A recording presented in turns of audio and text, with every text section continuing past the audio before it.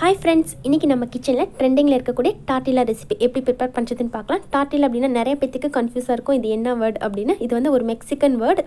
டார்ட்டிலா அப்படின்னா ஃப்ளாட்டாக இருக்கக்கூடிய, ஃப்ளெக்சிபிளாக தின்னாக இருக்கக்கூடிய ஒரு ஃப்ளாட் அண்ட் பிரெட். இதுக்கு பேர் தான் டார்ட்டிலா. இது எப்படி ப்ரிப்பேர் பண்ணுறதுன்னு பார்க்கலாம்.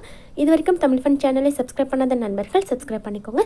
அப்படியே பக்கத்தில் இருக்கிற பெல் ஐக்கானை கிளிக் பண்ணிவிட்டு ஆல் அப்படிங்கிற ஆப்ஷனை கிளிக் பண்ணிக்கோங்க. அப்போ தான் நாங்கள் போகிற நியூ அப்டேட்ஸ் டெய்லி உங்களுக்கு கூட நோட்டிஃபிகேஷன்ஸாக வரும். ஃபஸ்ட்டு ஒரு மிக்சிங் பவுல் எடுத்துக்கோங்க. அதில் 1.5 கப் அளவுக்கு மைதா மாவு ஆட் பண்ணிக்கலாம். மைதா மாவு நீங்கள் சாப்பிட மாட்டிங்கன்னா அதுக்கு பதிலாக நீங்கள் கோதுமை மாவு கூட ஆட் பண்ணிக்கலாம். கூடவே 3/4 டீஸ்பூன் அளவுக்கு உப்பு, 2 டீஸ்பூன் அளவுக்கு ஆயில்,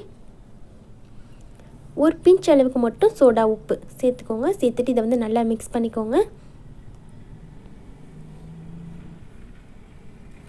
மிக்ஸ் பண்ணிவிட்டு இப்போ இது கூட கொஞ்சம் கொஞ்சமாக தண்ணி ஆட் பண்ணி நல்லா பிசைஞ்சிக்கலாம். சப்பாத்தி மாவு பதத்துக்கு இதை திக்காக பிசைஞ்சிங்க அப்படின்னாலே போதும்.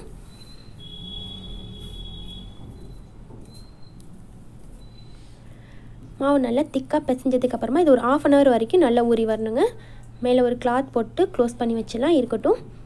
இப்போ ஸ்டவ் ஆன் பண்ணிவிட்டு பேன் வச்சுக்கோங்க. அதில் 2 டீஸ்பூன் அளவுக்கு ஆயில் சேர்த்துக்கோங்க. கூடவே ஒரு பெரிய வெங்காயத்தை நல்லா பொடியாக கட் பண்ணிவிட்டு சேர்த்துட்டு நல்லா வதக்கிக்கலாம். வெங்காயம் 1 நிமிஷம் வதங்கினதுக்கப்புறமா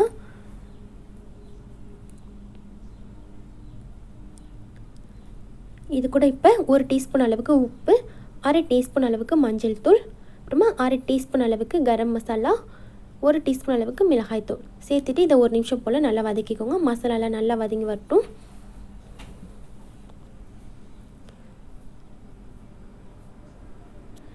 இப்போ இது கூட 3 வேக வச்சு உருளைக்கிழங்கு சேர்த்துக்கலாங்க.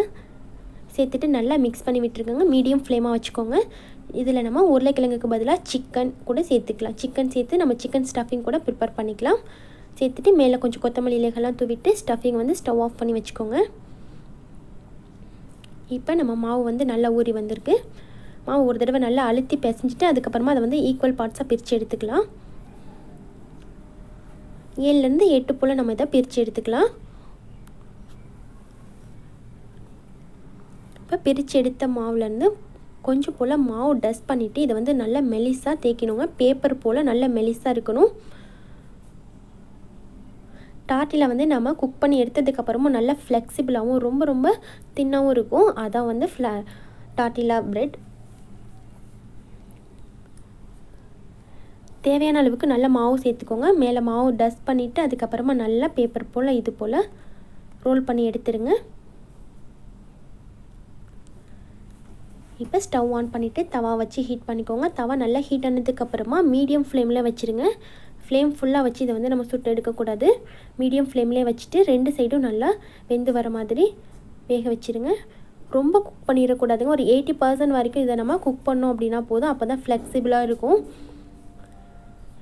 இந்த டார்ட்டிலா பிரெட் வந்து நம்ம குக் பண்ணதுக்கப்புறமா இதை 1 வீக் வரைக்கும் கூட இதை வந்து நம்ம ஸ்டோர் பண்ணி வச்சுக்கலாம். வெளியிலே ஸ்டோர் பண்ணலாம், ஃப்ரிட்ஜ் இல்லாமல்.